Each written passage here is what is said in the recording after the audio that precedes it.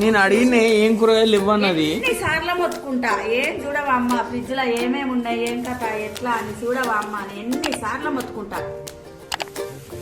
నవ్వుతాయి. కూరగాయలు ఏం లేవు, టమాటాలు ఆలుగడ్డలు ఉన్నాయి అంతే, అవి తప్ప ఏం లేవు అన్నది. ఇద్దరికి కాకపో నిన్న నైనా ఇయ్యాలనైనా గంత పప్పు ఉండే అందులో. ఏమన్నా అంటే ఇట్లా కలుగుతుంది మూతాడు ముక్కిదు ఇంత పప్పు ఉంది కానీ అవ్వు ఆ పప్పు చూడు. ఇప్పుడు అవి కారమైన కాకరకాయలు మంచిగా ఉన్నట్టునిగా. మంచిగానే ఉన్నాయి. ఫస్ట్ 3 ఖరాబ్ అయి ఉన్నాయి చూడరా. ఇక రేపు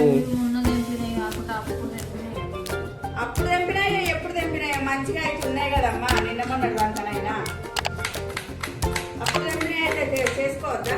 మొన్న మళ్ళీ ఇది నేను అటు పోయేటప్పుడే మెల్లగా పోయి మళ్ళీ చేయి కోసుకున్నావు ఆయన కోపం మీద.